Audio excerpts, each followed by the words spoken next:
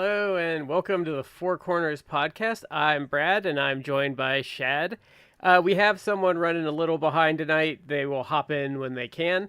So, we are doing a non-wrestling topic tonight. We're reviewing a movie that is celebrating its, 30th anniversary this year? I believe that's correct. Hang on, let me check Yes, 30th anniversary, released in 1994. And this is, I wouldn't say it's a classic of the 90s. It's kind of like a forgotten gem of the 90s. I believe the best way I can put it, it's a niche comedy that has more staying power than you think it might. So I have a question. Had you seen this previously to this?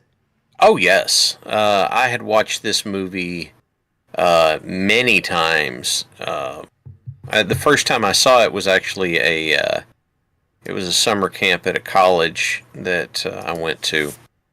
We saw it then, so that would have been in the 96, 97 era. And this, oddly enough, this film does kind of have a little bit of historical background for the three of us. Because there was a time when there was a group of us that left a particular message board because we didn't like how they started doing things, and opted to pull our name from this. So, I'm dancing around the point quite a bit, but yeah. I think that this one's a lot of fun. I enjoyed it. It's not one of the ones I have watched the most, but I have watched it more than most I have watched, if that phrase makes sense. So I saw this once or twice. I think I've seen it once or twice, maybe 3 times. I didn't have any recollection of it, and then when I watched it, I was like, oh, I remember this a little better than I thought. Like, some things really hit like some memories for me. So it has an interesting cast. So it has Jeremy Piven as kind of like I wouldn't say the Let's main... go ahead and put the name out there because we haven't said it yet. Oh, it's PCU. So this is PCU yes. From 1994. So I thought we had said it. So it's PCU. No. So this stars Jeremy Piven. I wouldn't say he's the main character because the main character is probably... he is not the Thomas. Protagonist. Yeah, Tom, who I think that's Chris Young, right? Yeah, Chris Young is not like someone that was a big name, but you'd recognize him from some stuff like Great Outdoors. You would know the face. You might not know his name, but you'd be like, oh, I know that person. He's kind of let's see. He was in the Max Headroom show. He was on Jake's Journey. Like you said, Great Outdoors, Dance Till Dawn, Live In, Falcon Crest, Runestone, Book of Love, Married People. I'm just running down his filmography. Warlock, The Armageddon, Crime and Punishment, Runaway Daughters, Deep Down. Was he in an episode of Friends? Yes. Yes, he was in an episode of Friends, Dave's World, Minor Adjustments. He was in an episode of Married with Children and Life with Louie. Step by Step. Oh, that's interesting. He's in the Brave Little Toaster sequels. Yeah. Was he in the original one? No. The Brave Little Toaster to the Rescue, and then Goes to Mars. He was Rob in both of those. I don't remember who Rob is in that movie. I didn't know there were like a whole series of Brave Little Toasters. I only saw the original like once. You know, it's one of those where in the 80s and 90s, if you had a movie that was even remotely successful and targeted towards kids, then, you know, by God, we were going to have a whole animated library of the... Like, there's, 30 Land Before Time movies now or something? None of them have, like, the tone of the original, and they kept, bringing more characters in. You know what? Not having the tone of the original Land Before Time might not be the worst thing, because... God, I watched that a lot as a kid, and a lot of the stuff kind of flew over my head, but to watch it back now would just be horrifying. That was Hook for me. Like, I had seen it for the first time as an adult, and I'm like, wow, this movie's, like, really dark and depressing. Harsh. Yeah. It's, because some of the stuff even played for laughs, like, Hook's, like, there's a point, like, it's super nihilistic that you don't realize is a kid, but Hook's just like, I don't have anything to live for anymore. I'm just going to kill myself. Yeah, yeah. You just have this moment where you're like, wait. As a kid, you're like, wait, what? And as an adult, you're like, oh, I did we're learn doing I did learn a this. fun fact. So the pirate they drag and put in the boo box is Glenn Close, and she just happened to Yep. be on set that day, and like they're like, "Hey, you want to be in this?" Yeah. So, another funny story in Hook, the scene where Tinkerbell is carrying Peter out of London, and she drops the fairy dust on the couple over the bridge. That's George Lucas and Carrie Fisher, and Carrie Fisher was actually a script doctor Mm. for that script. We have a returning guest. It is Crow of the Black Pants Legion. Hello. We have a returning guest. It is Crow of the Black Pants Legion. Hello. Sorry I'm Hey, late. it's it's okay, okay. man. I was in the bathroom for everyone's information. So, Crow, we were. I was just sitting in there like, I bet he thinks I just abandoned him. It's okay. So we were just discussing. Had you seen this film before? I have. I saw it today, actually. Okay. Okay. So let's. I wanted to be fresh for this one. Yeah, I watched it. I watched it yesterday. So, real quick before we get into this, just as an odd curiosity. So what would each of everyone here? What would you be like? Let's say your top three like college comedies. Because I'd say mine like Animal House has to obviously be the best one I've seen. Then I would say like Revenge of the Nerds, and then it gets really kind of dicey. But I have a real soft spot for Van Wilder. I was going to say it's tough because I have a lot of mixed feelings about college. Yeah. But I would say probably my favorite because I like Revenge of the Nerds. It was all right. Personally, I like Billy Madison just because that speech he gives at the Oh. end where it's like none of that had anything to do with what we were talking about. I love that. I know it's not technically a call as Welby. It's Yeah. like in the same vein, except now he's going through K through 12, which is ridiculous. You just replace the fraternity with like grade school. Dodgeball. Peeing your pants is cool. That's a good one. For me, it's weird because quote unquote college movies. PCU was the big one for me, probably because it was the first one I'd watched. Mm-hmm. And I used to like Revenge of the Nerds more than I do now. It's a little dated.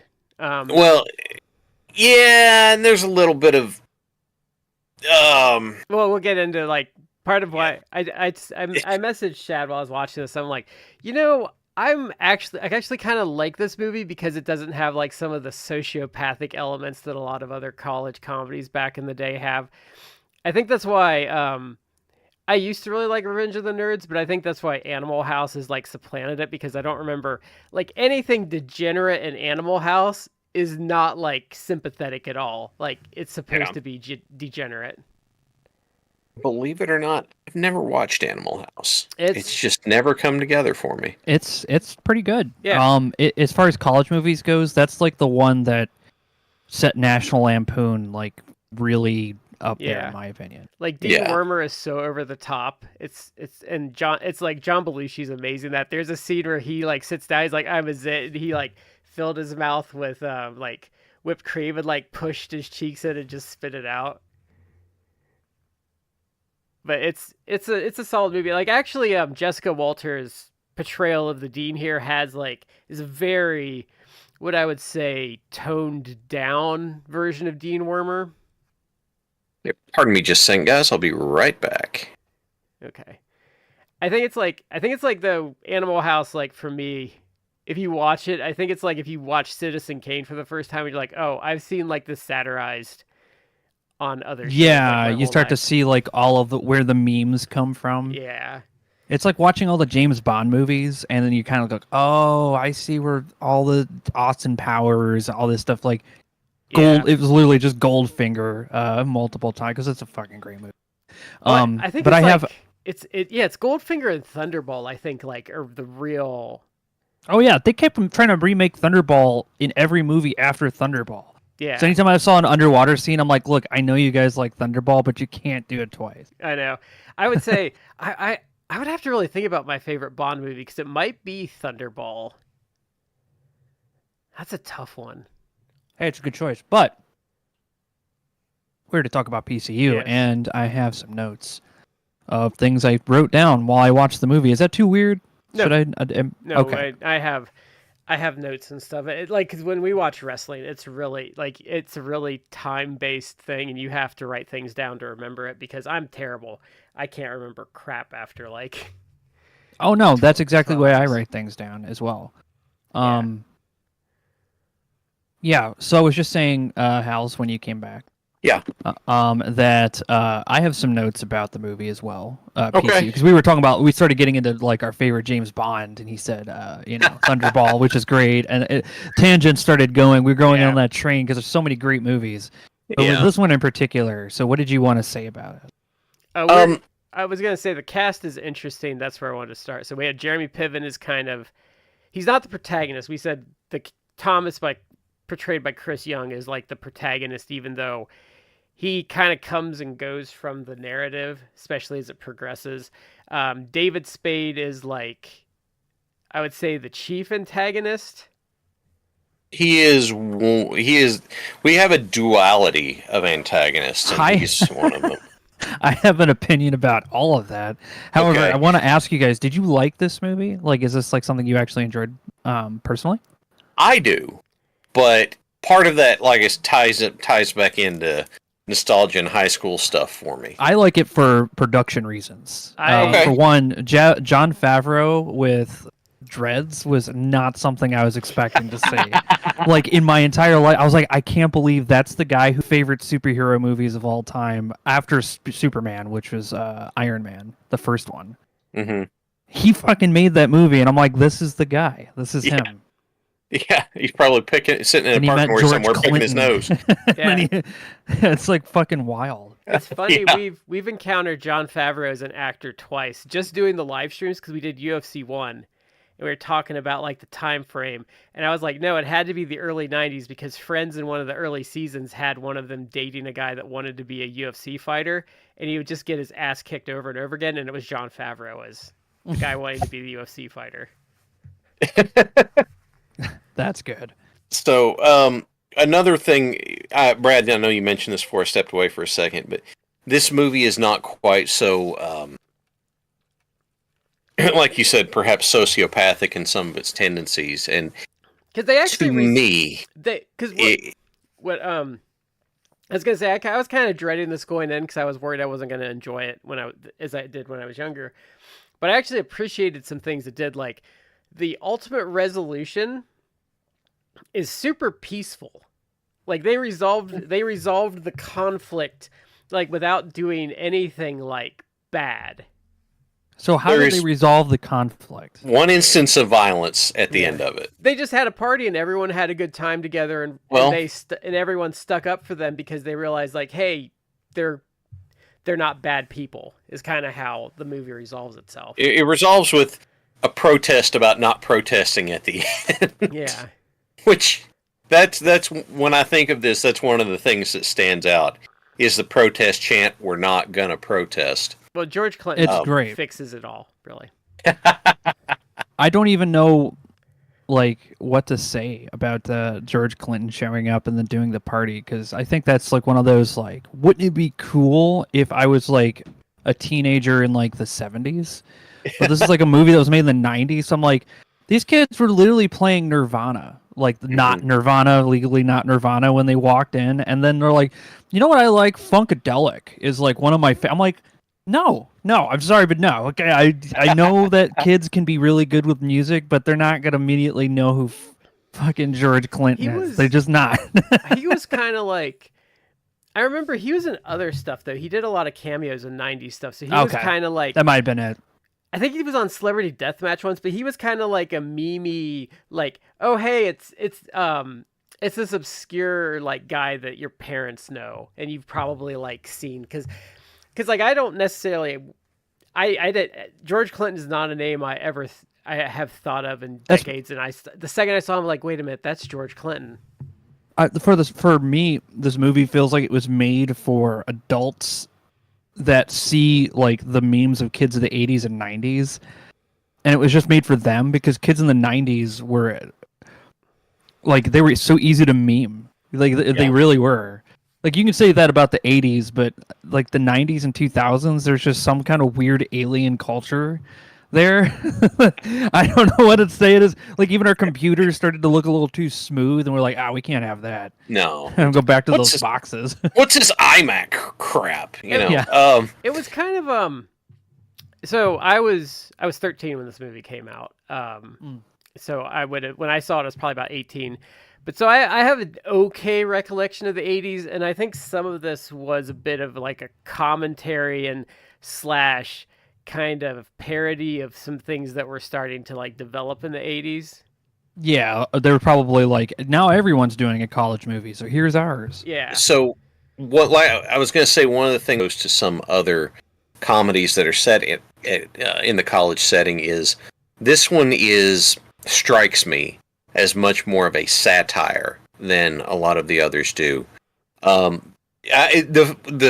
first part, the top part of the Wikipedia entry says that the guys that wrote it to be an exaggerated view of contemporary college life. Like they're making it more over the top to satirize it, and I think that's part of why it works so well. It works so well.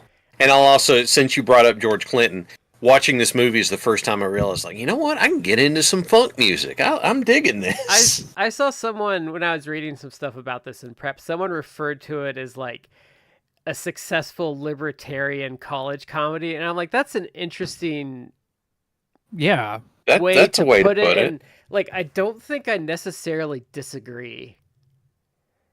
No, the only major issue, the only issue I really have with this movie is that everybody's horrible. So every resolution, I'm like, yeah, but this person's a fucking asshole. Like, who the fuck? Like, he literally stole someone's car, fucked it up, and it wasn't even the right person's car. Everyone's like, oh, that's hilarious. And I'm like, that's probably thousands of dollars in property damage that no one's gonna follow up on, and they're cool with that. That one's a little. It's kind of like a little. Well, it wasn't even just that. It was like everything else. He's like, let's just throw meat at the vegans protesting at the thing, which, yes, that does happen. But also, we're supposed to believe that this is the guy we're rooting for? Fuck that. I was like, dude, I don't care about the people protesting. I really don't. Do whatever you want to them, but don't throw fucking meat at them. Like, come on. I mean, they're right next to it. You have to admit, they probably are loud, and it's probably just like, dear God, I don't want to hear Yeah, it's this. exaggeration. Yeah. I took that to be that basically they're just so sick of the cause heads doing this over everything all the time that they're like, we've got to do this for the lulz. You know, yeah, exactly. So, and I would argue that you're not necessarily like the movie doesn't necessarily want you to like Jeremy Piven's character. Like I would say the only person you're kind of supposed to sympathize with is Thomas, largely.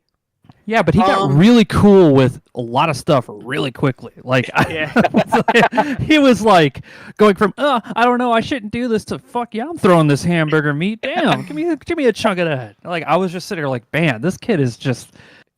There must have been something in the air because that was a really smoky basement. I wanted to point out. Yeah, that's true. The question is, are you going to give in to peer pressure or not, Tom? Come on, let's do this. Of course he is. He's finding an open window with people that can just push him out because they don't have the moral qualms to not hurt anybody. He was 17 or 18 too, hanging out with like a 28-year-old man that's been at college forever. Yeah. Which is actually funny. So was he 28 years old? Because I was getting the vibe that he was like older, like 35. So the way to think about him, and what I noticed is he's kind of a prototype for Van Wilder.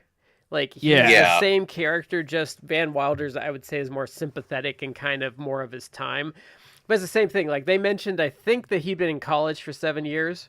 Yeah, he's graduating after 7 years, so he's in mid to late 20s at this point. Even though Jeremy Piven's one of those folks that looks like that he was born at 38. Yeah, that's what I mean. Like I was like, like the one person that stood out, two people that stood out the most was the two older people, was him, and then the one lady who was with the womanists. The womenist, who, yeah.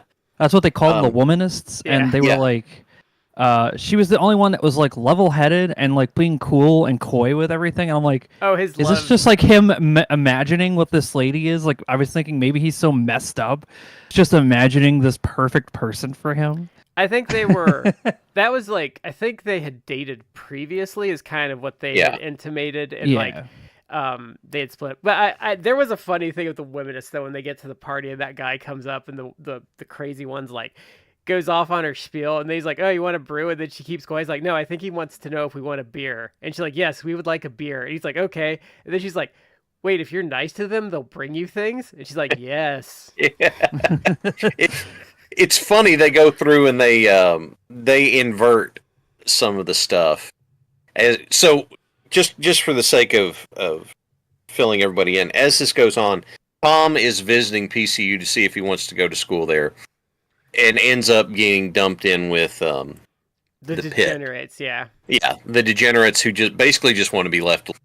And that's how basically every other group on campus wants to kill him through a series of things. And the only one I really sympathize with were the folks that were working on their graduation theses. Yeah. It was like, ooh, yeah, save early, save often. You know, we have autosave now, but still, like, I get that. Yeah, those were computers back then where if you weren't constantly updating your removable disk drive, you were gonna lose save. So. And then there was the guy, I thought that was one of my favorite gags, of the guy that was watching TV like nonstop for his thesis. And all I could think about is that episode of The Tick where they have like the couch, no, the easy chair that like you can't leave if you get in because it's so comfortable, and like that's all I could think about. But then he like tries to get up at some point and he just falls over because like he's screaming pins and needles. Yeah. Because he's got to go replace the fuse. But there was one joke in here though that like is why I thought like it was a very prototype Van Wilder, because they could have put that joke and had Van Wilder do it and it would have worked, where he's giving people their term papers, which this is where the movie shows its age, because I was explaining it to someone and they're like, oh, they were selling term papers. I'm like, yeah, and you couldn't do that now because of Google and stuff, like it wouldn't work. Yeah. But the guy's like, what's your major? And he's like, Sanskrit. He's like, so you're majoring in a 5,000-year-old dead language? He's like, yeah. Like that's where I was like, oh, they could have put that in Van Wilder and it would have worked. Yeah, gives him Latin. He says the best I can do, and the next guy's like phys ed. He's like, get out of here. You're out. Get out of my room. Yeah. There was there is actually a reference in this movie that my brother made at my wedding reception. That when we get introduced to Draws's character. And he grabs Tom and he goes, right now. He's like, yeah, that's the thing to be aware of with him. That's him right there. Just remember that all the time. And I can't say he's necessarily wrong, but and I have to say this I had totally forgotten this, but this might be one of my favorite David Spade performances ever, because he is such a little douche in this movie. Yeah. He absolutely is. He plays it. I think it's like a little too exaggerated, because he quite literally starts saying shit like it's like fucking Nazi propaganda. And I was like, yeah, I got he was the bad guy a lot earlier, and now we're talking about like he's like, man, we need to have a whole gated neighborhoods and stuff. Like what's oh yeah, no, like here's some things that I really I wrote down became really cool with everything really fast. And then also the one thing that really got me, like, how are we supposed to cheer for this guy when he puts speed bumps on wheelchair ramps? Like, that's hilarious that he did that, but also, why are we cheering for, like, I should be like, yeah, that's kind of fucked up. I know people in wheelchairs who couldn't even get up off the floor. You're just this dude just has no fucking morals. He's just an asshole living in on government dime. It's true. And yet it's still funny. So yeah, I take it I'm supposed to root for Tom, and the pit are the only ones not trying to kill him. So in my Yeah. head, it's kind of by association. Yeah, what would Jeremy like if Jeremy Piven's character in this were a D&D character? What would his alignment be? Would he be chaotic neutral? No, chaotic evil. He has no like doing good deeds is not the first thing on his mind, and doing evil ones is absolutely on his fucking mind. Neutral is no longer. But I would Yeah, feel he's chaotic evil, but not like because you say chaotic evil and then you start putting him in lines with like Hitler and all this. No. Chaotic evil in the sense that he knows exactly what the fuck he's doing. He just doesn't give a shit. See, I would say just not to go on a tangent, but wouldn't Hitler be lawful evil? Lawful, yeah. Yeah, that's true. I usually, in my head, lawful evil in those settings, my example is go to is a mob boss. Lex Luthor, But Yeah, Kingpin. but like I he's would just say, doing shit to stay in college because he doesn't want to go out and do anything in the world, which is yeah.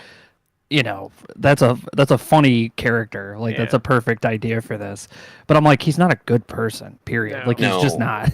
He's a terrible person. If we call him chaotic evil, then what I think we need to say is that it is not like vicious evil. He's not David Spade evil. Yeah, he's mischievous evil, but Mischievous evil. That's the newest Oh. one. We need to put that on the list. Oh, I can see what you're saying. So he could be like Loki. He could just be a trickster if he was like a mythological creature.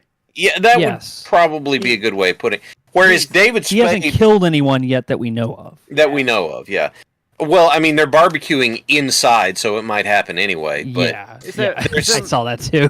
So Matt is in the our chat. section and he where made- David Spade has he's going through the catalog and he goes, "Ooh, Madras ties," and Jessica Walter walks in and he goes, "Oh, pretty color. What is that, Dacron?" I'm just like, that is such a great introduction to the character because you're just like, oh my god, yeah. So oh my god, for those listening, if you don't know who Jessica Walter is, she her two big roles, and she just died recently, actually, I think last year. So her two biggest roles that I would say you would know her from is she was Mallory Archer on Archer, and then the one that you would know her voice from is she was the mom in Dinosaurs. She was also the mom in Arrested Development. Oh, that's right, yeah. Yeah. Now, the dinosaur one I'd completely forgotten about, but it kind of seems to me that Mallory Archer and I don't remember the Arrested Development name, those are just kind of the same character in different settings. Yeah. But it's Jessica Walter being mildly awful to everybody. Yeah, she just died last year, I think, or the Yeah. year before. It's very recent that she passed away. And she's very good at doing that in this movie, too. It's not the mildly awful to everybody kind of thing. What I liked about her performance in this, though, is she's, for as exaggerated as a lot of things are in this movie, she's actually not very exaggerated. I feel like she's pretty down to earth and even like kind of subdued in some of her scenes because she's kind of, in a lot of instances, she's kind of the straight man in the situation. The scene where the guy goes, "I've done a lot of collage work myself," and the look on her face, I'm like, okay. I mean, otherwise it's a dumb line, but her response, or, her selling that really makes it. I kind of feel like she's the only sane person in the movie at times. I don't know that I would go that far, but I could sympathize with some of her reactions to what was going on around her. I could sympathize with reactions, but I don't know that I can sympathize with her much beyond that. No, she wasn't a sympathetic character, but it's an interesting portrayal. Like, as in, I think she's kind of like Dean Wormer if you like kind of strip it down and like take away like the chewing of the scenery that Dean Wormer was. Because Dean Wormer is evil. Dean Wormer is like just straight up evil and like revels in it. She's kind of just an asshole. Yeah, that's true, and she's got some interesting choices. Yeah, I do have making that. Go for it. Let's see here. Yeah, there was like an old west thing going on in the basement in the opening. when he's about to go in and see him sleeping on the bed for the first time. And she's like, "Oh yeah, it's just down the hall on the left." Okay. And then he walks down the hallway and the camera's like dollying back. And then it's like playing this creepy music. And then she like quickly gets up and runs away. And I was like, this is basically Old West cinematography, and I'm here for it. Because it like pulled back and the door open, you see him sleeping there. And I'm like, this is where you get the jump scare. This is how you get the... Yeah, because she just fucking ran away like it was... She knew what she was doing. Like the big guy that Ace Ventura 2, like where they have the little guy in the basket and the big guy's like kind of, doing the I'm trying to get it open before he kills me. Yeah. I also love the just one hit montage from Jon Favreau, because that's the Dare era, and that makes it even fucking funnier, because I'm just everything back there was just one hit, and then he wakes. I was like, okay, this is an era where marijuana was laced with a lot of stuff, so it's not hard to believe he had a hit and then walked like through a journey of Dream Quest and ended up sleeping on the side of the road. Right. These days that's rarer because hallucinogens are horribly expensive and people would rather just get high, but back then there was just like everywhere.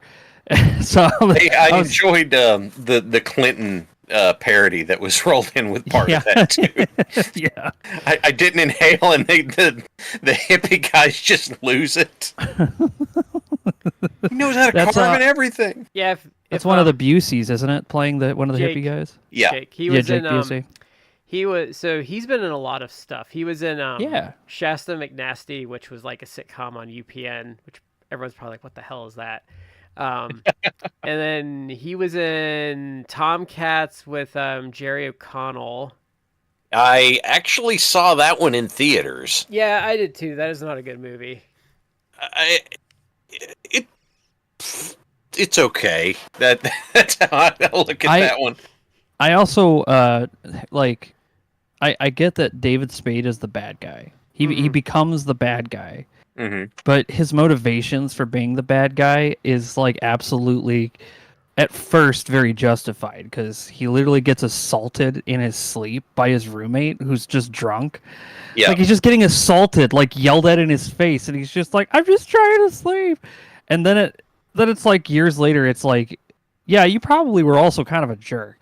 But because you don't go from that to all of a sudden Heil Hitler. It's just weird. Yeah, it's a pretty steep descent into darkness for him. Yeah, I was like, that's a pretty quick. He must have really hated that dude after that. Yeah.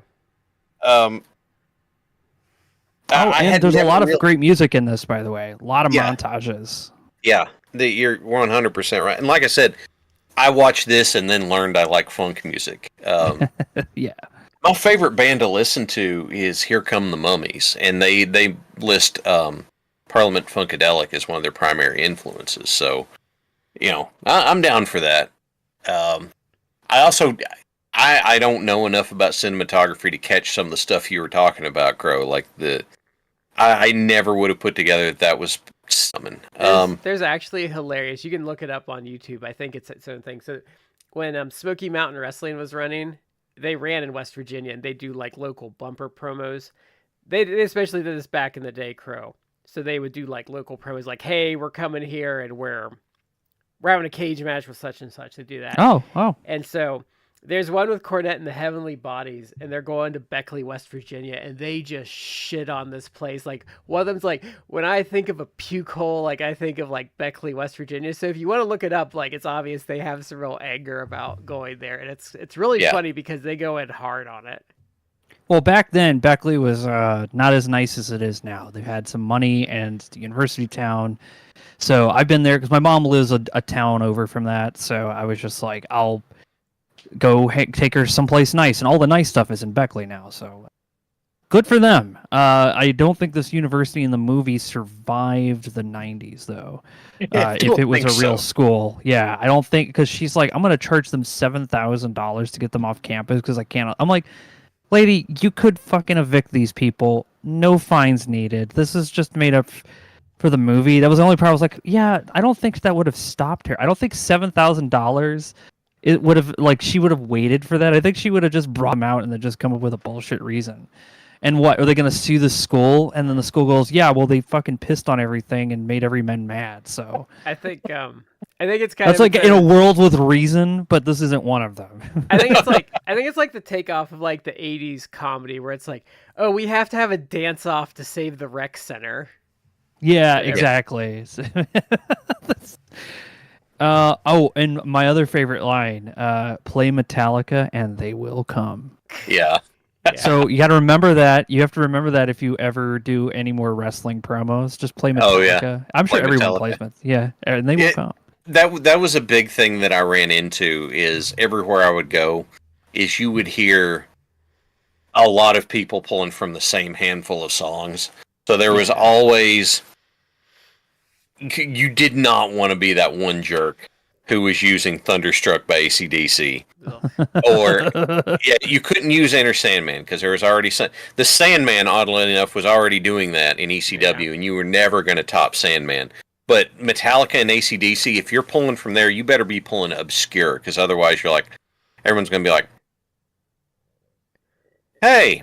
Yeah, it's exactly. Bitch. That's what... Or then the other thing is like Balls Mahoney already had the best AC/DC song, so why even bother? Mm. He came out to Big Balls by AC/DC, if you're wondering, Crow. I had this image in my head of someone playing Disturbed's Down with the Sickness. I know they probably have done it in wrestling, but it's somewhat funny to me, just someone going, ooh, as they like hop out of the background. But it would make it so sad if they just walked out like normal, like, oh, I'm here to do my job. No, so a wrestler in TNA called Monty Brown, his gimmick was the alpha male. And he would come out, there were no lyrics to it. It was kind of like a ripoff of it, but would have that. But he was very intense, so it worked for him. Yeah. Yeah. You have to, he sold it. But then there are some people who, the first match I entered as a single, they didn't have music picked out for me, so they used the music for the guy I had been managing, and where his gimmick had been that he'd done independent films, he was Hollywood's next big hit. He was using Shot Through the Heart by Bon Jovi, Blah. and I'm doing my bodyguard gimmick. Like, he very intentionally picked a basic song for it, because, like, he was good at picking details to just piss people. He could walk in a room and piss you off. And here I am in this bodyguard gimmick with, like, this long black oilskin duster and all that, and I walk through the curtain just kind of, and my thought was, if I'm having to walk out to this and I'm going to be in character, I should look pissed off that I'm having to walk out to this. So I just very slowly kind of meandered my way through the curtain and looked around and shook my head. We reviewed a show once, and I'm still mad about it because that guy still pisses me off. So we watched this terrible pay-per-view from the 90s, and this guy's gimmick was he was Dr. Feelgood, and then he didn't come out to Dr. Feelgood by Motley Crue, and it's like, what's the point? That's like 75% of the reason you have that name. The promoter was so crazy that he had, was it Tito Santana, or no, it was Chavo Guerrero made his entrance. Taco Grande by Weird Al. Yeah, they did. It's like, there's a Dark Side of the Ring you should watch. It's about Herb Abrams, who was the promoter. But the famous line from that is someone that knew him said, "Well, he died doing what he loved, hookers and blow." Because he literally did. Yeah, he literally got high and chased a bunch of hookers around with a baseball bat, and I think he had a heart attack. He had a heart attack and died. Yep. That's how he died. Anyway, back to the movie. Yeah. Well, I have a couple of other lines. Go for it. Like PC Shock Troops was another personal favorite. Yeah. I just love, like, that seems like something I would see like a deranged old man on Facebook post. The PC Shock Troops are coming to my Facebook and they're liking my Bass Pro stuff, and I told them it's private. That's what I imagine. Yeah, it's funny because contemporarily, you're absolutely right. That's where you'd hear it. But in the setting, it's a kind of like new phrase that makes sense. That's maybe a little over the top. Yeah, you know, it's funny. GTA Vice City was kind of like touching on that in the little radio shows they had, which I always thought was funny. But the let's see here. Oh yeah, it just destroys a person's property. Afternoon Delight was just at max level, which I was like, that's hilarious. But I watched him put take the CD out, and then put the other CD in, and then immediately start turning it on track 99, which you can't do because you didn't put the CD in yet. And then he closed the thing, and then he turned it up. You know what's funny? Or sorry, no, he turned it up and then selected the track, then closed it. And I was like, but the CD isn't in there. You can't pick a track. You have to. You literally have to pick the track after you've put it in. You can't just pre-select 99. There's no 99 on a CD, especially in the 90s. That's not how that works. And that was all that was going in my mind as these people were trying to kill themselves to Afternoon Delight, which I ironically like as a song. So, which is funny is like if I showed that to my 22-year-old niece, like, and tried to explain like he did the CD wrong, she'd have no concept of like a music CD. Yeah. No, I'm just a nerd. I was just like, oh, I'm old because, like, yeah, CD. I loved the response to that scene. Yes, you're right. The technical part's not right, but he does that and they leave. I'm an audio nerd. The response whenever the dude chucks the chair out the window and just jumps out of the balcony, screaming. I lost it. Like David Spade's like climbing down the ivy trellis, but that dude just like jumped out the window to get away from that song. And the other thing is like they're all just like, oh dear, we'll just destroy the window. They could have just destroyed the speakers, but it's even funnier to watch them jump out a window. So it's like I don't want to destroy nitpicks to destroy the comedy of it because that's what makes it funny. Yeah. The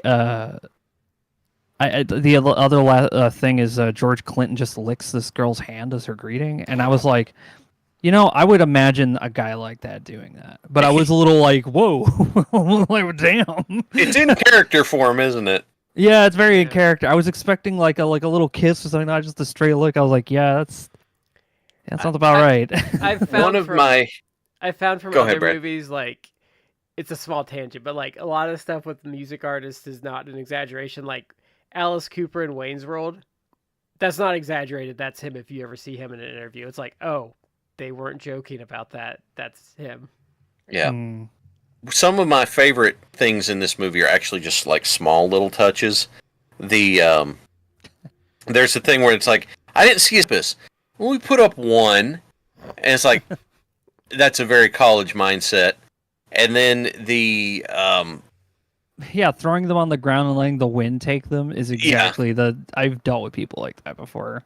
And then right whenever they're trying to start the party and the jocks are getting all agitated, and Draws walks up to him and goes, he greets them. He goes, Chuck, porterhouse, ribeye, I know exactly how you feel. Just that His deliveries are great. Yeah. He didn't... Okay, there was only one scene in this whole movie that he got to improv on. Because I've watched this enough that I watched the commentary with it. It's that flashback where they're in... He's roommates with David Spade's character. It's like...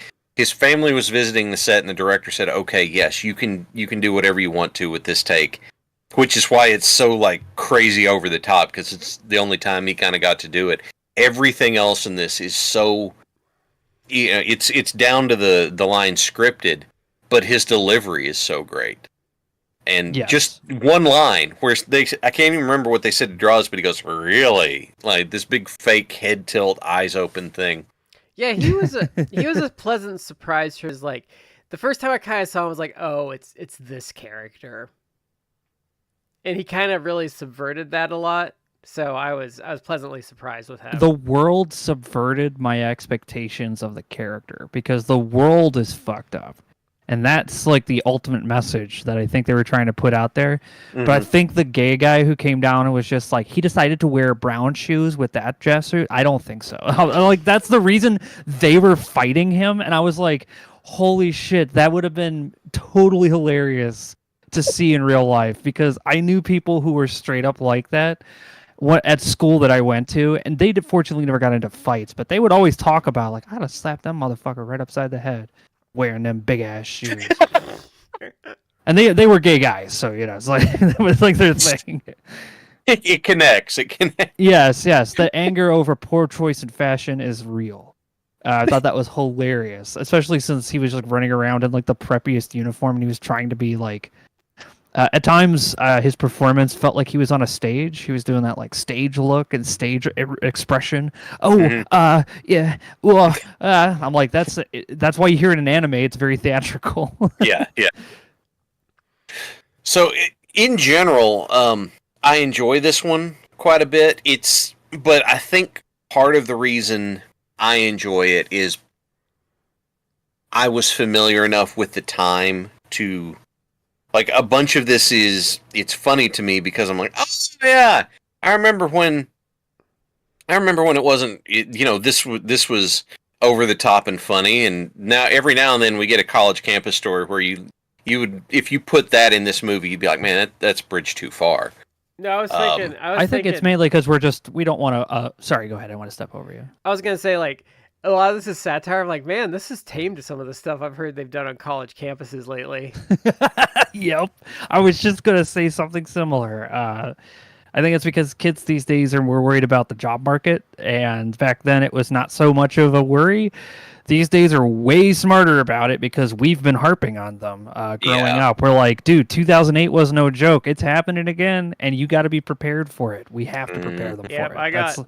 I got laid off twice in 2008. I'm sorry to hear that. Oh no, Yeah. I'm sorry. I got laid off at the very end of 2008, and then in like the summer of 2009. Oh god. I got out of the army right as that happened, right as the recession happened, and I was only a private too, which isn't very high. It's like the second rank of the entire enlisted. And I was like, wow, money is not possible anymore.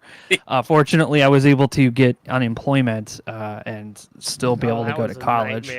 Yeah. Yeah. So what happened to me? So the first layoff, I had just bought the engagement ring and the wedding ring, which was like a huge chunk of my savings. I got laid off like 4 days later after buying it. No, yeah, exactly 4 days after, because I bought it like on a Thursday. I got laid off on Sunday. Yeah, and that's something that like, oh, man, I'm so sorry to hear that. It's just, I'm like blown away by the unfortunate bad luck of 2008, and I think that's kind of like what's cool with us looking back at these eras with this kind of retrospective is that we've been through it, and now we're preparing for the future, because these days are way different than they were in the 90s. Back then, you could say a lot of things and do a lot of things, and the only thing you had to worry about was getting your ass kicked.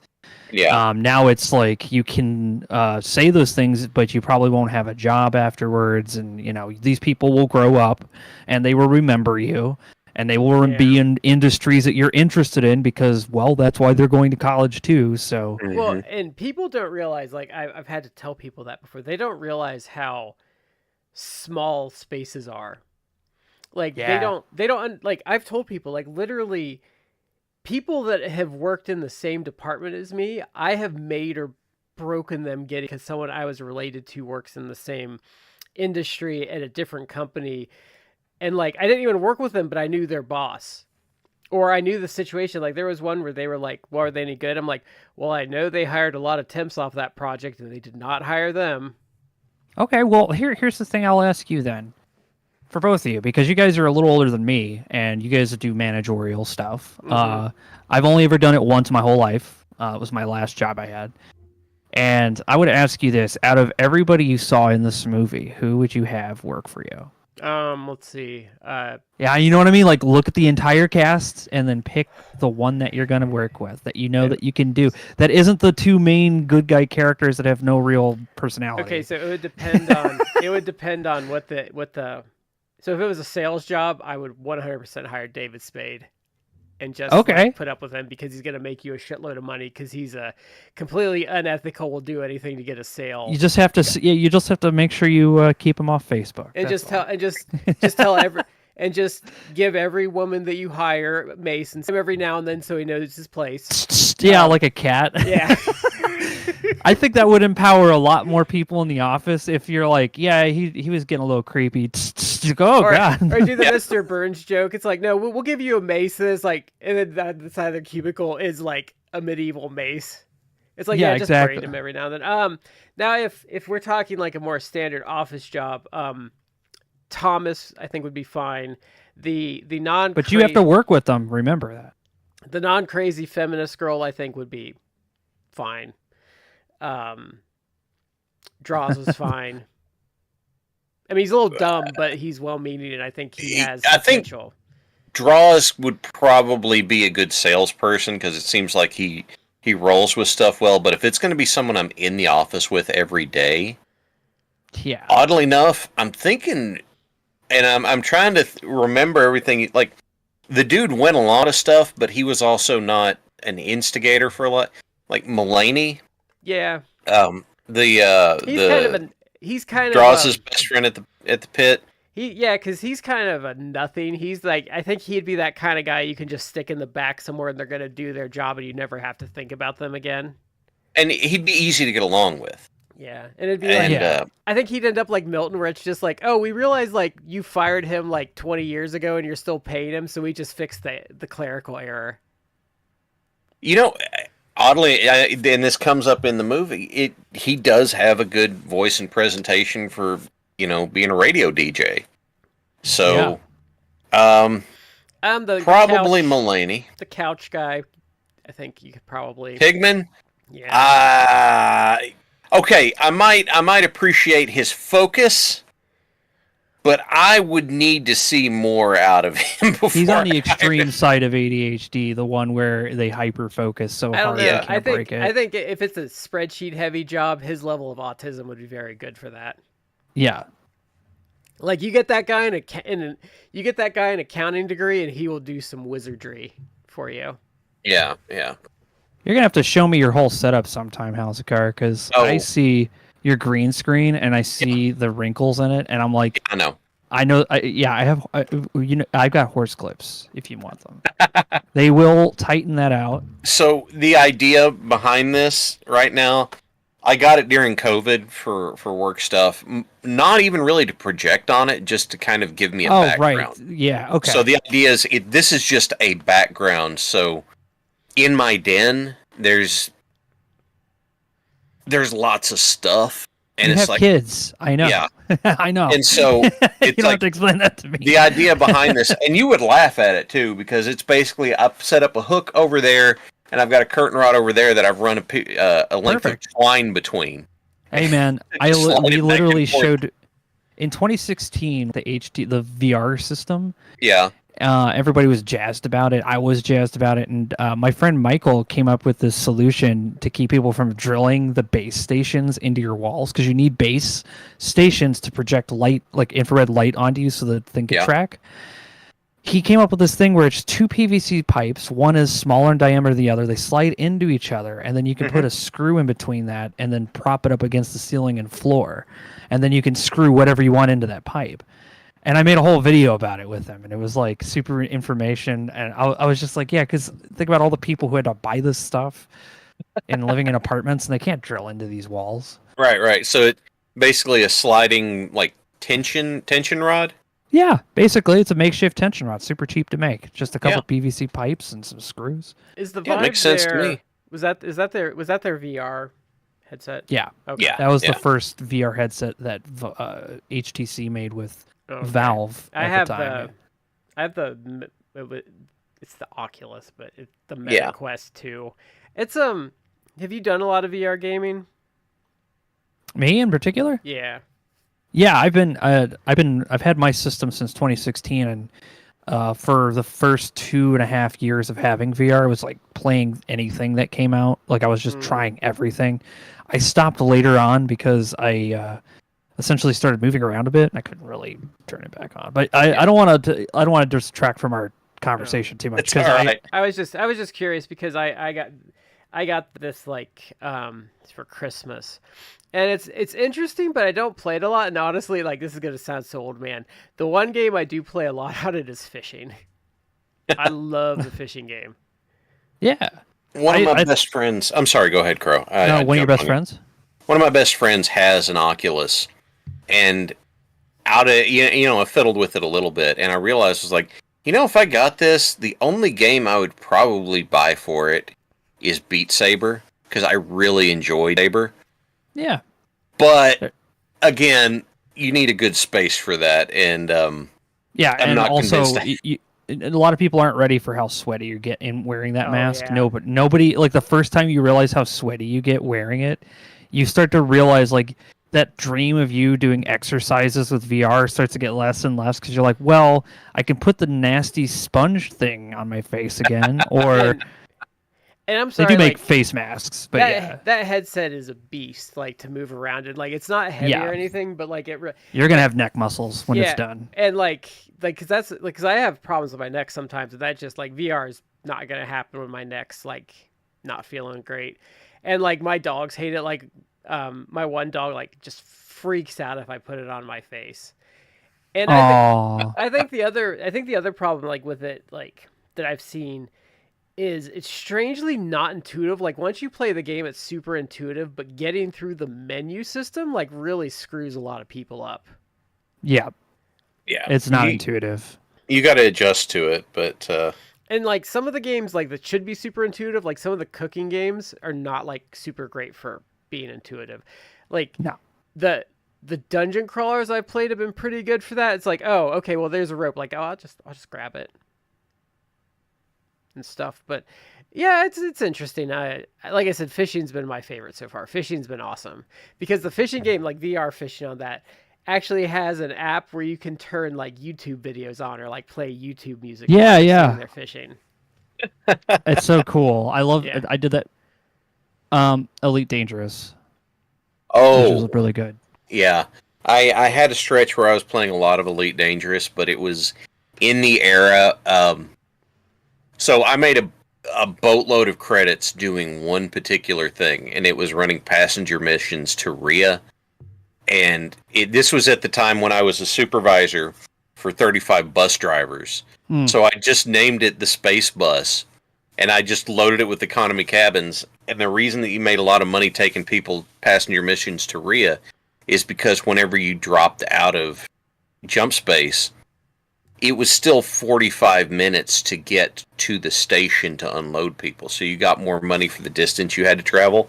So be like, all right, we dropped out. All right, I'm pointed that way, all the way up. And what movie am I watching today? Yeah, I love that. That was like one of my favorite parts of the game is the long trip to some kind of far off thing. And I did mostly exploration, so it would always find like really cool, uninhabited, just weird little planets. Sometimes I'd find aliens in space, which was kind of cool. Ooh, the little tentacle right? things.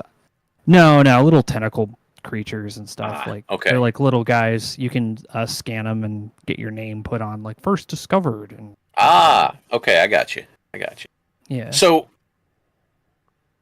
in general, let's kind of go broad scope. What is it about the movie PCU that works for you? What if we were going to put a name to it, what works for you? It's funny. I think that's what makes it work for me. Like, yeah, it like the jokes that are dated, but it's still a funny movie. They have a lot of really good physical gags. The expressions range from like super insane to just like very muted. I think the main character is not really super important. I think the whole thing is just a fun commentary, like almost like just a bunch of skits with an overarching story, kind of all thrown together. Mm-hmm. Is what it feels like. I like it. I liked that it does it for me. It rode a nice line because I have a problem with like I feel like a lot of comedies now are like really mean spirited. And this like really rode the line between it kind of did the South Park thing, so it made fun of everyone, which I always appreciate comedies do that because I feel like a good comedy has no sacred cows, and if you go into a comedy with sacred cows, like it doesn't work. So it did that, but it rode this nice line of I never felt it was being like uber mean spirited. Like some of the things like you were like like what Crow said, like yeah, they're not sympathetic and stuff. But like it wasn't like it like sometimes it wasn't like they were like going against good people. It was just everyone was terrible, like in terms of like morale. Just everybody, the teachers, the students, everyone who was the only person who was just morally gray about all of this because he was just out of his mind is literally the main character. He's like this can't be real. Like, none of this makes Yeah. any sense. Like, other than the car, like, even, like, the throwing the meat thing, it's like, oh, that's kind of douchey and stuff. It's like, no one got hurt, and, Yeah. maybe they Well, have destroying the car thing was just like, I didn't understand why they had to do any of that. Like, they didn't. They not only destroyed the car, they like blew open its tires. They rammed it in between other cars, because fuck rich people. Yeah. And then that was like the whole thing with that. I was like, yeah, I could see that, but then just crashing it into the wall and then have David Spade goes like, that wasn't my car. Beep beep. Yeah, like, Yeah. like no one got Which is hilarious to me too. I like that part. like no one got assaulted. Like, there wasn't like rampant destruction of property. Like, no laws really got broken. It's not like you look back 30 years and be like, oh, well, like, it's not like Revenge of the Nerds where it's like, oh, they kind of That's raped called someone. sexual assault. Yeah. Like, there's nothing like that in it, and I think especially with like the way things are now, it's still like there are dated jokes, but like the subject matter kind of holds up to like, oh yeah, like you could go into this thinking it's like a 2023 movie and it would still work. Like, you could update a couple of jokes and it would be like, someone would be like, oh, they're just talking about like dumb like teenagers be trying to be as woke as possible, and it would still work. But like, actually, I don't think it would work now because people wouldn't be able to like. I think where it wouldn't work now is people are don't. They can't disassociate themselves from Right. The internet. And I'm it not would going to be- say reality because the internet is not obviously not indicative of reality. It would. So if it came out now, there would be a sacred cow on one side or the other that would ruin it. Whereas this doesn't have a sacred cow. I think that's why it works then and not now. Yeah. Like, it's kind of just right in the middle. Like, everyone's kind of a douche. Like, so it works. Yeah.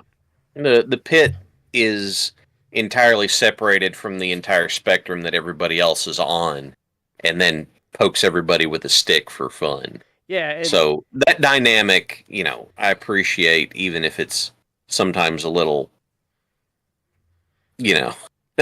Yeah. I had fun with it. Yeah. I did. So, follow-up question, I was going to kind of dovetail it on since we still had a little time, is how well, and I'm not saying it goes in this list, but does this resonate anything with any of your favorites that you've had? Any of your favorite movies you've had, does this like have anything that reminds you of it or maybe strikes a similar chord? Van Wilder's very, like I said, Jeremy Piven's character is a very prototypical Van Wilder. I felt like watching this, I felt like whoever wrote and did Van Wilder probably was inspired by this a lot, because you can see some of its flavor in there. This and Burt Kreischer, yeah. Yeah. And I even like, I don't think he watched it because it's very Mike Judge, but Idiocracy kind of has the same sort of template to it. It's just very Mike Judge, which means, he just rips on everyone. So, And it's kind of where I was going with this is, in watching this, there's enough. One of the things I really enjoy is there's enough absurdity that happens that it reminds me of some that I really like. So, the whole like disparate pieces finally kind of come together into this coalescing thing. Yeah. And this, it's going to sound like I'm stretching, but in my head it makes sense. Two of Okay. my favorite movies on my top 5 list have the whole, like, all these weird pieces finally fit together at the end thing going on. And that's Clue and Hot Fuzz, even if those two are a little more directed than this one is. Oh man, I haven't seen Clue in decades. I watch Clue is, I know it's not technically this, but I consider Clue my favorite Halloween movie. You know what's awesome about the original release of that? If people don't know Clue, so it's a whodunit, but it's a comedy. But when they released it in theaters originally, they did a bunch of cuts, and every theatrical release 3 had or a 4. different killer. So you never knew. Like, you could have seen it, and like someone a town over could have seen it, and the killers could have been completely different. So it's really awesome how they did that. Because Yeah. I enjoyed that a lot. And then whenever you finally do get to, you watch the home release and it's, oh, hey, it's they run through all of them, or on the DVD you can just hit random ending and see which one you end up with. But I remember the first time I watched it, and there's is it what 3 or 4 different endings? Something like that. I can't remember. I don't Watch the remember whole thing to be on, because it used to Comedy Central used to play this all a lot. the time. Yeah. But then it's when it, like if you watch it on Comedy Central, it's like, here's how it could have happened, or it could have happened like this, but here's what really happened. And just the fact Tim Curry running amok through that whole thing, I just love it. It's Tim Curry's always a positive. Yeah. But they take all this weird stuff that happens and it makes sense at the end. In this one, like, you bring all these pieces together into because there's kind of 2 climaxes to this movie. There's the party and then there's the protest at the end. Maybe I'm reaching too far on it. No, it's of that era, and it has that same kind of cinematography. So the feelings you're having is like, because they're both playing on themes of things. Because part of cinematography is also copying a similar style of the thing you're making fun of.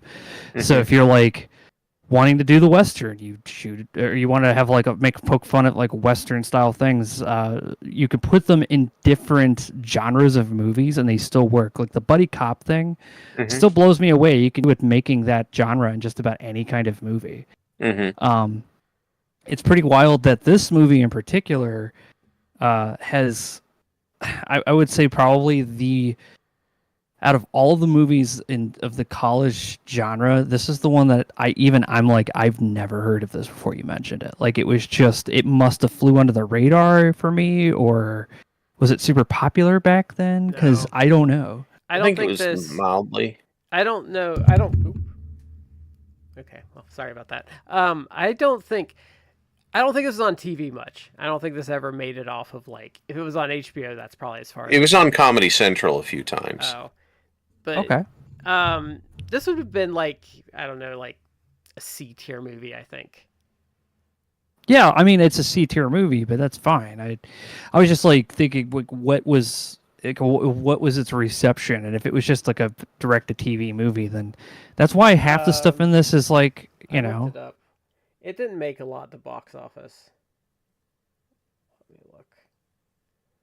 I should have. So I actually, when it comes to cinematography stuff, if you point it out, I'll see it, but I don't know enough about it to draw the parallels. What? It made $4 million on an $8 million budget, so it did not do well. Oh, that's a bummer.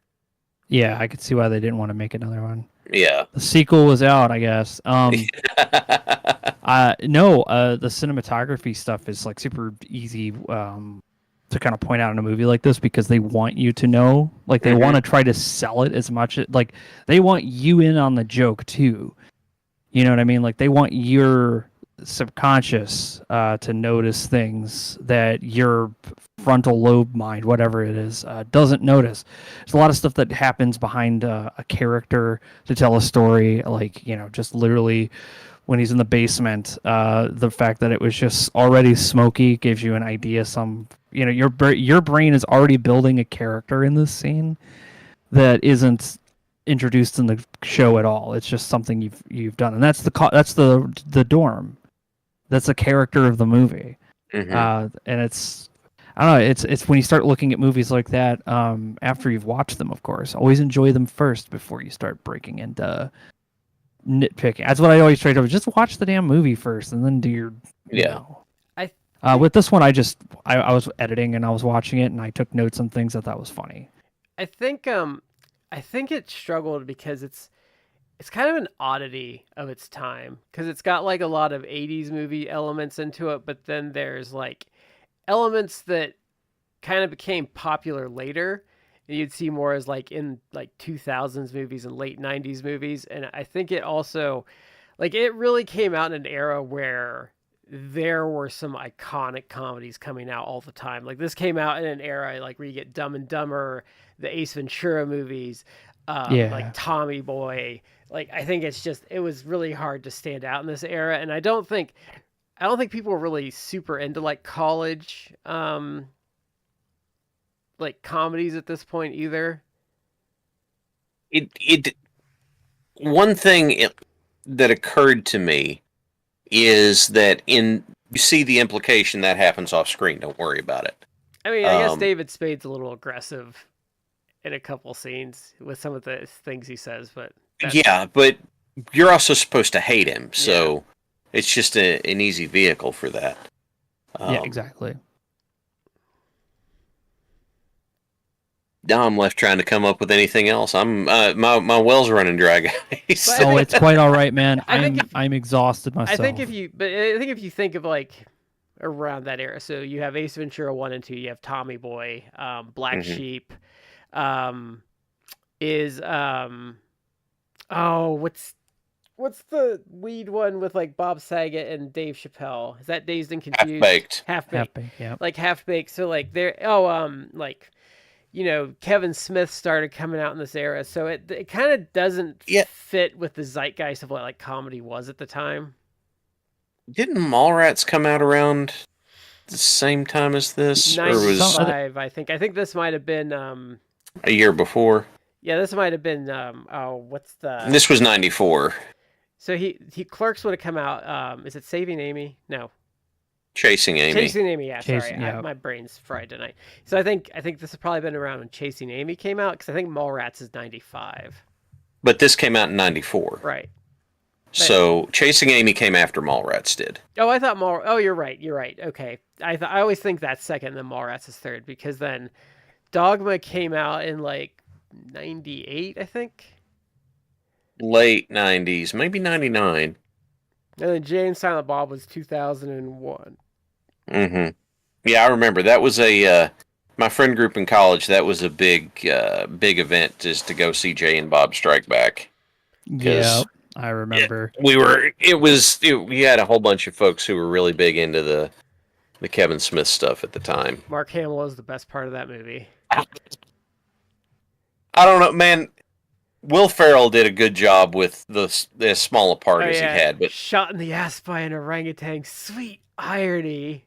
The fact that it's just one shot that happens in it, but Will Ferrell running away and blindly shooting while he's high step running away from something going on randomly is a visual that cracks me the hell up every time. The one guy who was the security guard that voiced Batman, what's his name? In Batman Brave and the Bold, he was in this, I think.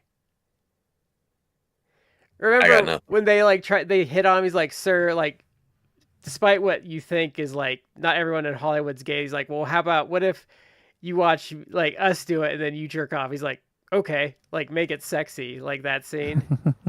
I don't remember that scene, to be honest with you.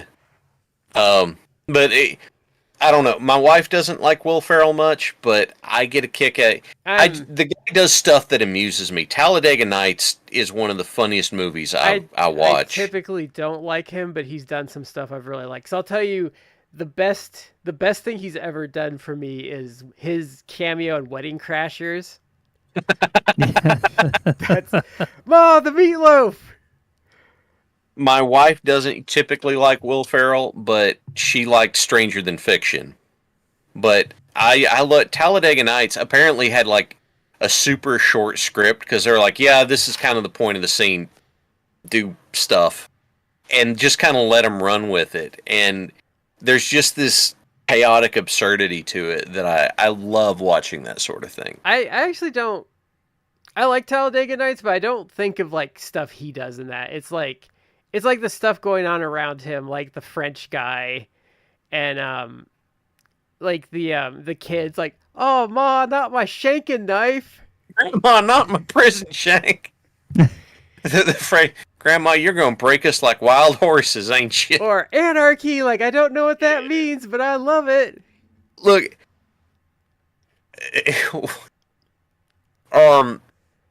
Will Ferrell's whole line, dear sweet baby Jesus. I like Christmas Jesus the best. That's my favorite. So when I'm doing the prayer, that's who I'm praying to. Like,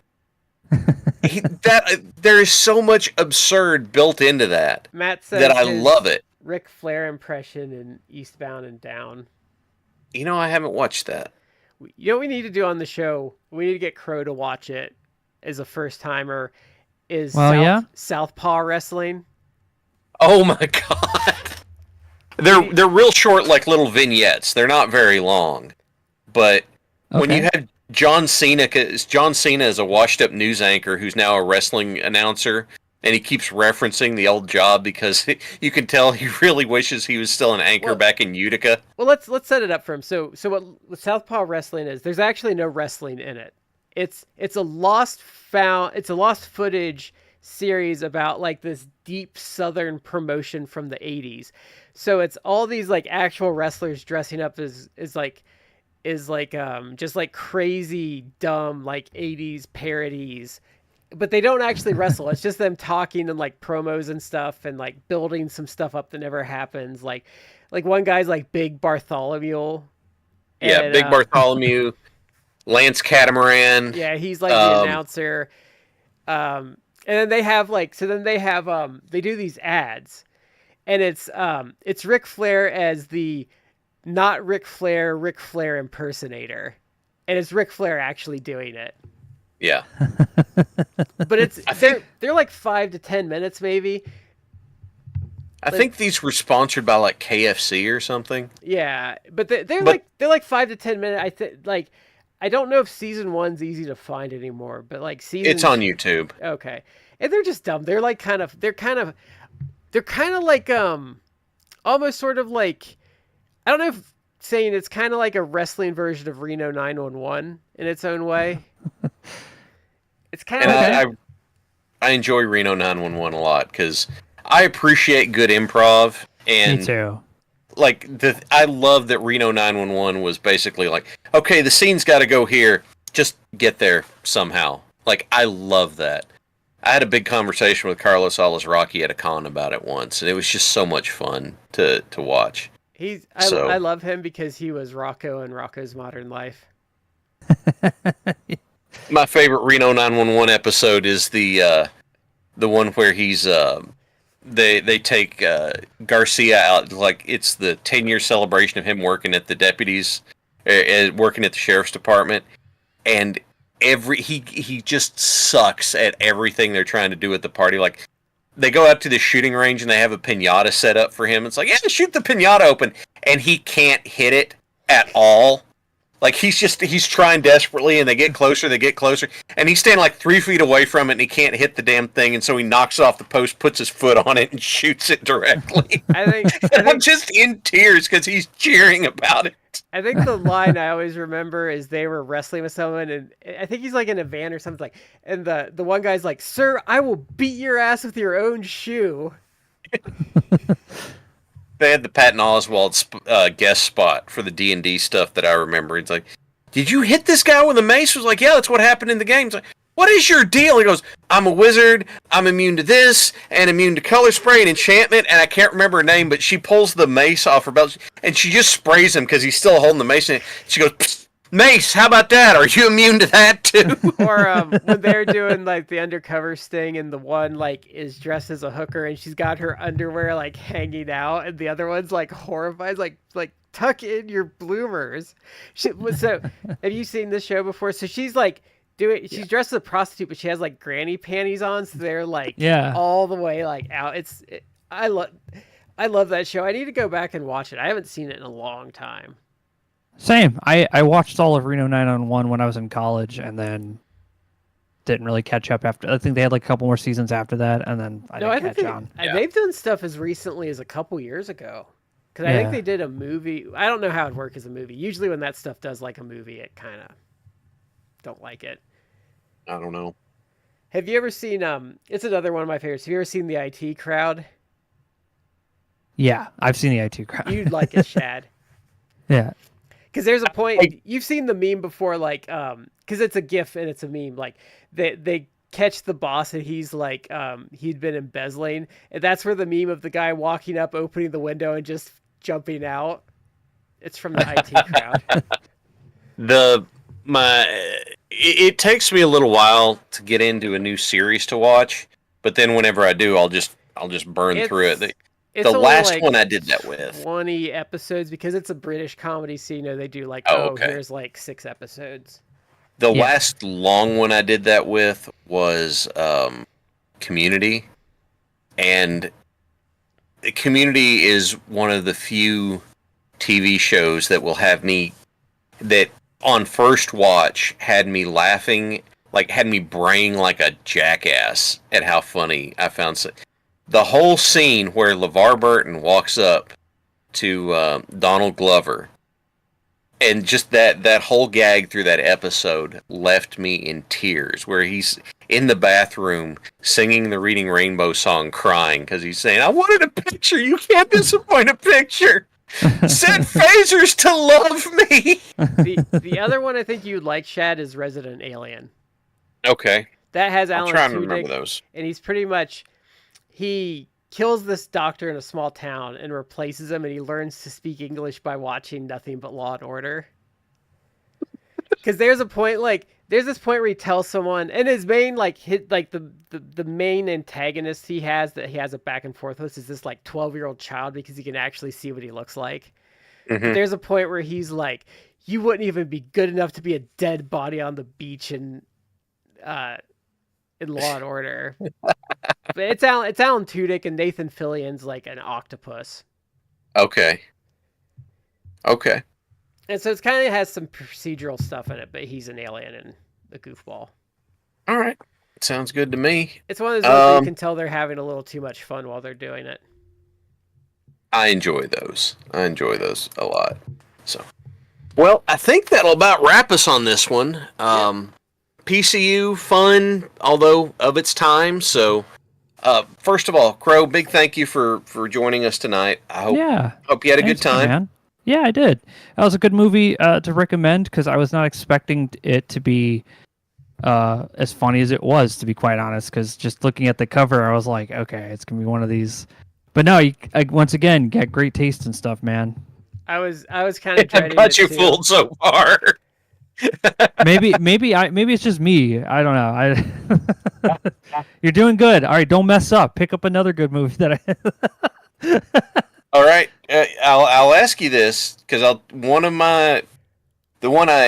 my top 5 does not have it has no particular order. But if I had to, gun to my head, I'll tell you which one sits at the top. Have you ever seen Grosse Point Blank? No. John Cusack, Minnie Driver, and Dan Aykroyd. And John Cusack is a professional hitman who's going to his high school reunion.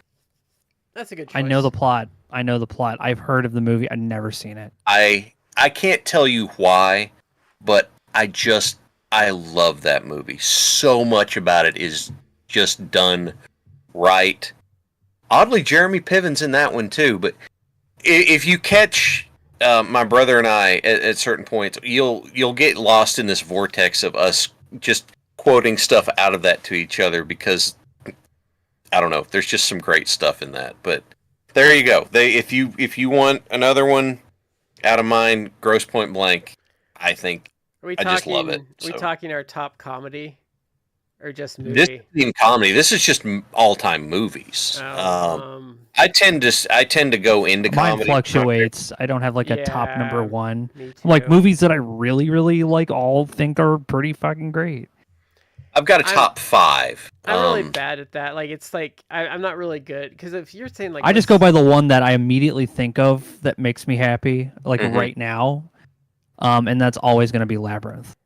Labyrinth's a okay. good choice. I guess for me, like for something and we've reviewed it on here, probably The Shining would probably be like That's in a my great top choice. 5. That was 47 takes on Kubrick is just such a fucking madman. And he does such a great job in that movie. I found out some fun trivia about that. So the room that he's throwing the ball in and like he's typing in, they reused that for the snake pit in Raiders of the Lost Ark. Of course. Now I'll give you like because it's more recent that I saw and I really loved it. But The Descent is a great movie if you've never seen that. I've actually never seen it. Most of my friends have, but they all went to the Dollar Theater Mm-hmm. And that was the one night I didn't go. That's how I know about it, because they were like, "Dude, you have to see it." And So I'll just bring it up because I loved it. It's not like in my top anything, but I was actually angry at it because it was better than it had any right to be for what it was, and that was Puss in Boots, the one that just came out a couple years ago. Um, I was, like I said, I was mad. Like, this should not be this good.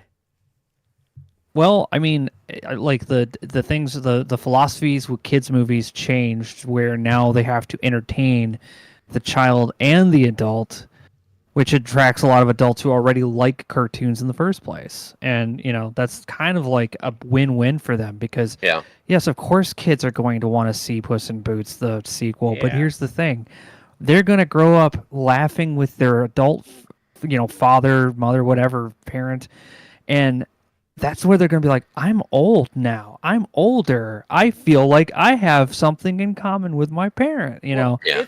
There's a it's lot that happens there, and it's really hard for people who write family movies try to do that every Mhm. time, and most of them fail. it's actually one of the few modern deconstructions that was done properly. Because so the idea of the movie is it's his last life of his 9 lives, and it kind of goes from there. And like it has probably the most accurate depiction I've ever seen in a film. This is going to sound really crazy, but one of the most accurate depictions I've ever seen of someone having like a PTSD, like panic attack in a movie. Yeah, I've seen the scene. It's But- it's ridiculous how much I enjoyed that movie. And Death is awesome in that, like the way Death looks. Yeah, So Crow, you mentioned one of your favorites was Labyrinth. I know that- you're probably thinking why. No. I'm saying you're saying that, and it reminds me of one of mine, which is Princess Bride. Yes, another great classic movie. Yes, and I know there's some infinitely quotable forever. infinitely quotable. I can't remember the meme, but someone made this thing. It's like, no, you got to understand. I've got the best movie, and it's like, well, what's it got? Has it got action? Oh, it's got action. Has it got love? Oh, it's got great love. Is it funny? Oh, it's hilarious. Well, is there a wrestler in it? You're not going to believe this. That one, I sat for a long time at one day because I was like, I should figure this out, and I made a top 5, which was the ones I already mentioned: Grosse Point Blank, Hot Fuzz, Clue, Princess Bride, and then because I'm a gigantic nerd, the last one for me is Shazam, because it was a superhero movie that I didn't think I was ever going to get, and then it's not really. It's a family movie that has superheroes in it, so I just Yeah. Well, you gotta. It's like that thing where you're like, I didn't realize I was into funk and jazz. You gotta try different things. It's like, when I was younger, I was like so tired of the anime crowd that was constantly building up around where I was at, that I was just like, dude, I'm not watching another. I just said, like, I'm not watching another anime. And then later in life, I was like, nah, there's actually some good ones that were really well made. Because the first real good animation from anime that I watched was a VHS of Kiki's Delivery Service. Okay. Which came out in like the late 80s. I had a lot of late 80s videotapes. And it was like one of those things, like, as a kid, I was just like, I don't know, like something about that movie and Labyrinth like set my world building brain. It like built me up from that, because I watched those so much that I didn't care about the main characters. I really didn't. Sarah and Kiki, whatever.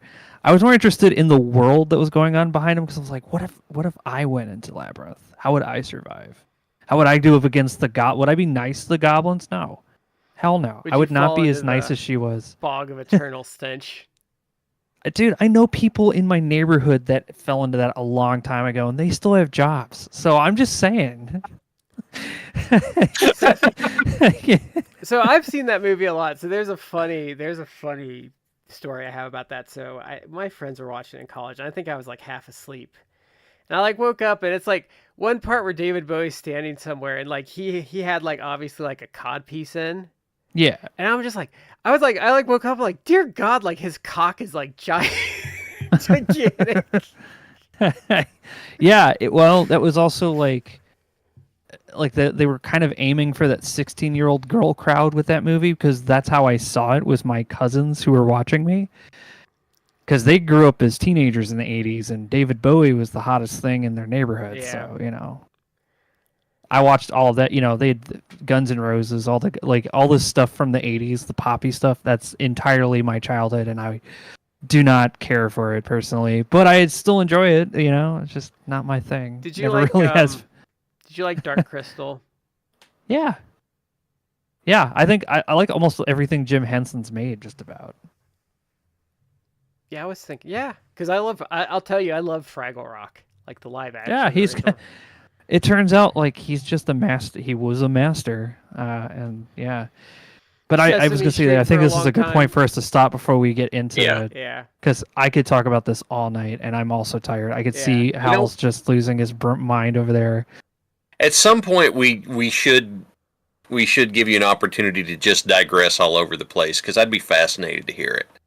I mean, you just want to hear me talk about random stuff. Well, I mean, look, I don't really know much about film stuff. I don't really know much about film stuff.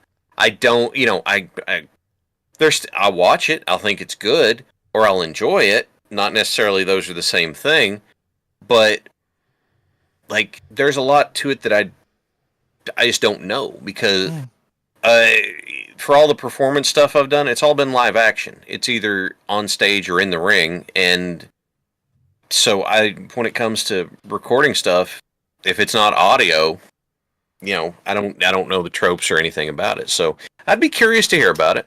Maybe we'll put that in our pocket for some time. Yeah, absolutely. There's like a whole lot of resources I can grab for you to give you some idea as to what I'm talking about. I think the best thing I learned when I was in college for film, it was just literally watching, because I edit a lot, watching the edit without any audio. You could do the same thing with movies, and then you start to see how movies are built. Mm-hmm. Because without the audio to distract you from it, you're just watching scenes happen and people do stuff, and you're like, oh, something George Lucas should have done whenever he made Star Wars Phantom Menace. That would have been nice. Yeah, I tell people. You mean let someone else make it? Someone else. The guy who did Empire Strikes Back, that would be great. That would have been amazing. Yeah. I would have taken the guy that did Return of the Jedi. Yeah. Yeah. I tell people, because when I did another podcast, I did a lot of editing of the audio and stuff, and I was like, yeah, by the end of it, I knew what an looked like on a waveform.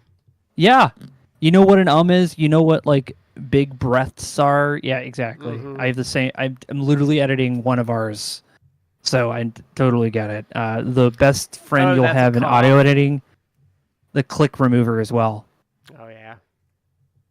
Nothing like hearing the sound of people's clicking keyboards. Yeah. All right. Well, then, in which case, we'll go ahead and call it here.